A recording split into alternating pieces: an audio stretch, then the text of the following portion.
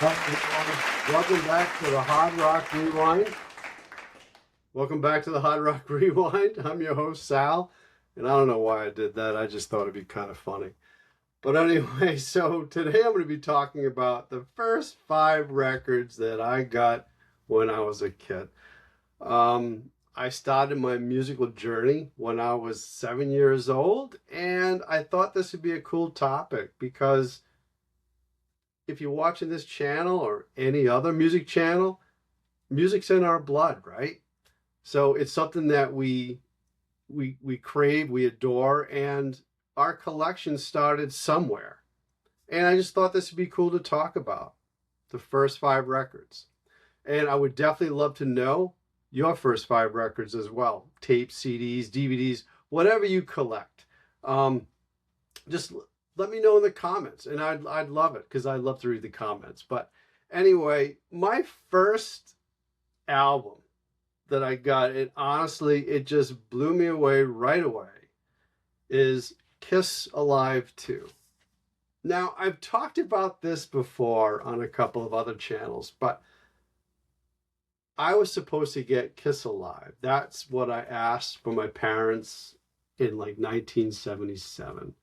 I wanted Kiss Alive so bad because I used to go to my friend Jeff's house, and his older brother used to always have different records, but we used to always listen to the Kiss Alive record.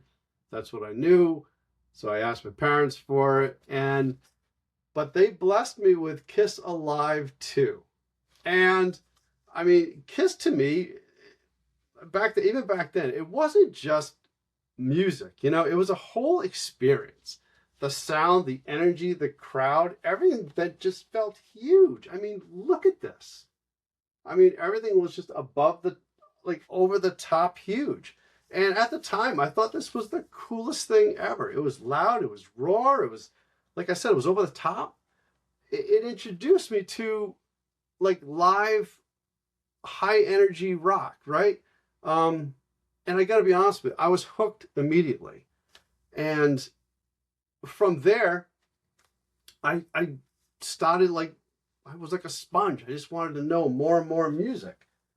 So I remember a buddy of mine talking about the band AC/DC. So I remember one time I was in the record store and I found an AC/DC record.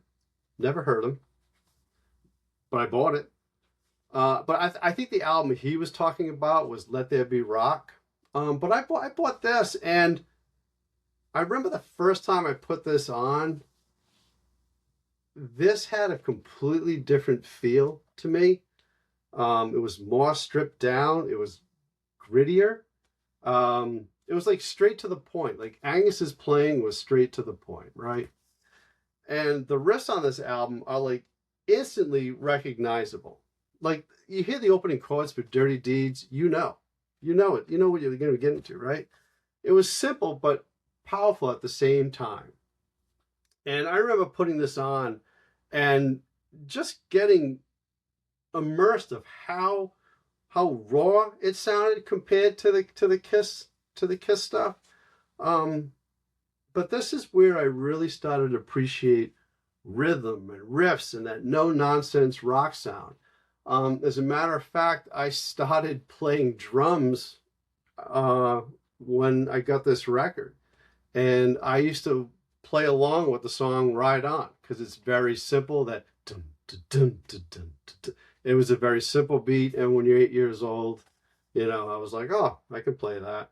But this is where I like that more raw, I guess, riff sound.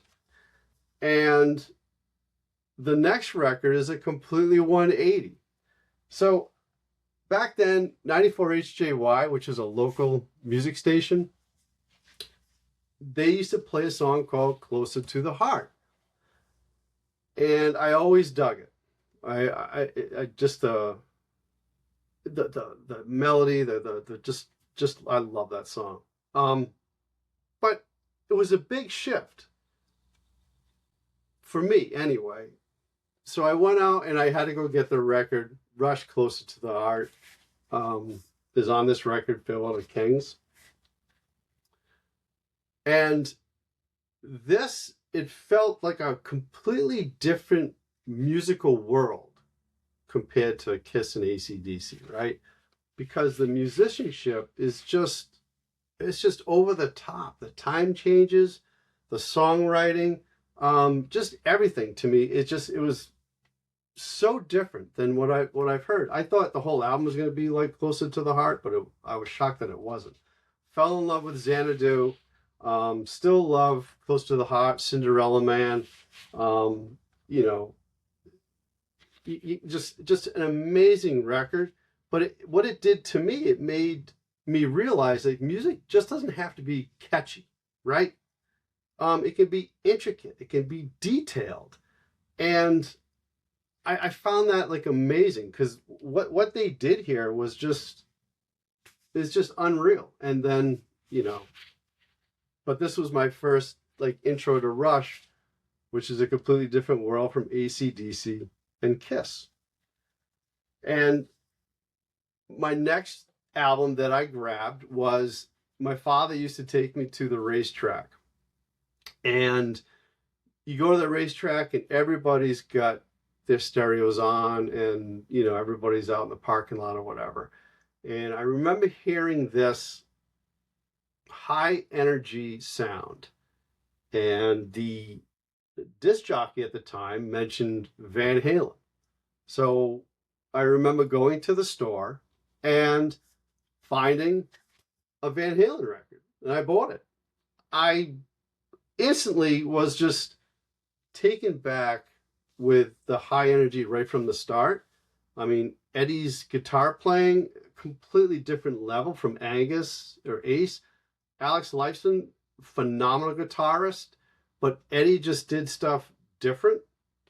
And to me, it was fresh, it was exciting. And I remember hearing it and thinking, like, this doesn't sound like anything else that I've been listening to. The swagger from David Lee Roth. I mean, Alex is playing, and then, Michael's harmonies, just amazing, right? So this brought everything together for me. It was fun. It was technical. It had skill, but it had that pure rock attitude, right?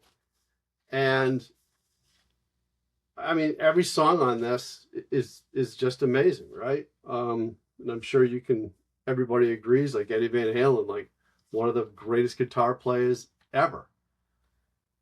Well, after that, I started to just go to the store and buying stuff like on a whim. And I remember going to a record store and just thumbing through, I think it was New Arrivals or whatever. And I saw this.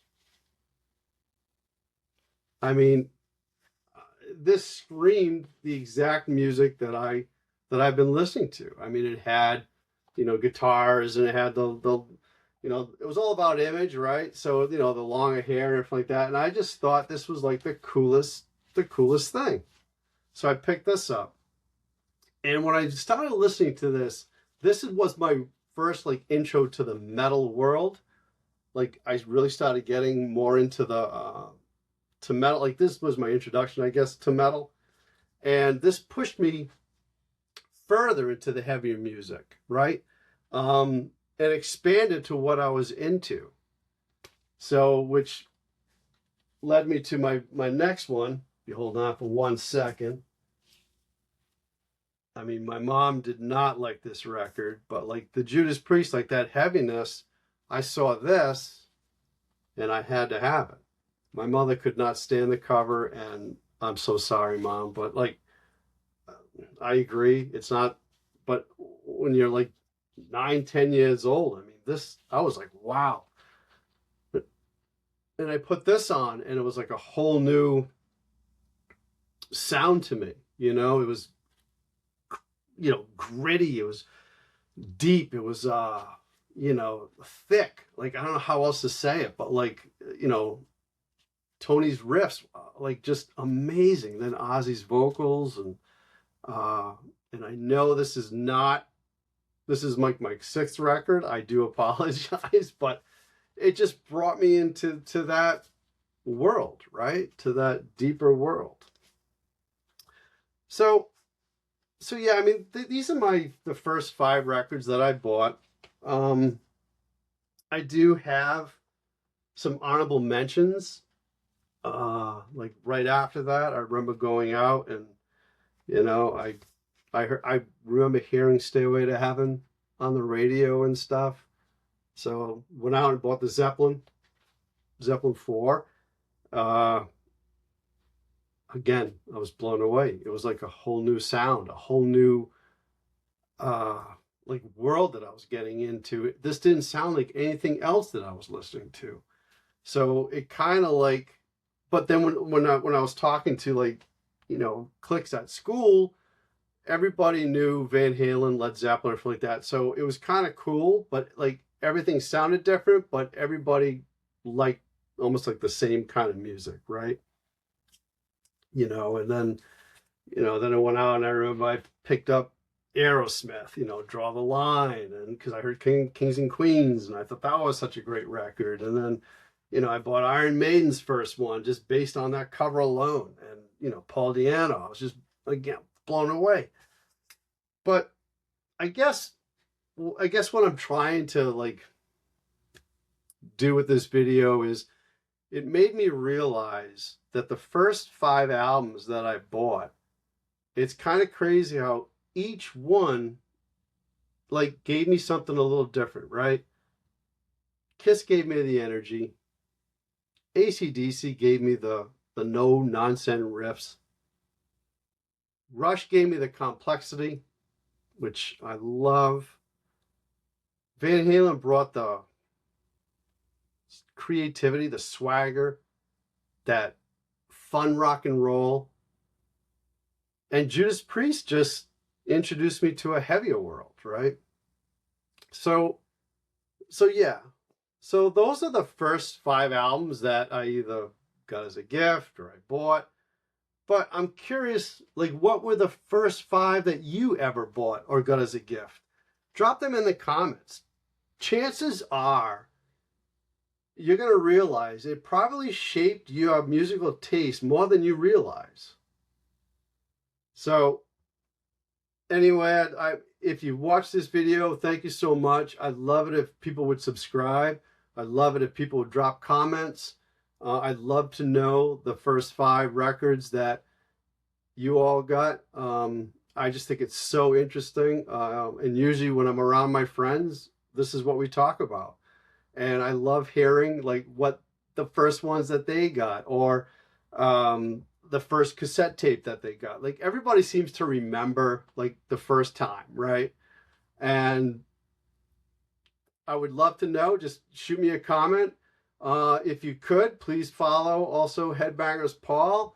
He gave me this kick-ass shirt. He's a great guy. He really knows his shit. His videos are awesome. Young guy, and he's carrying the torch, which I love. And really, I appreciate him and everything he's helped with me and had me on his show and the stuff that we talk about. He's a great guy, and he really, really knows his stuff. So please give him a follow. Again, that's Headbangers Paul. And as always, thank you so much for watching. Really appreciate it. Take care, everybody.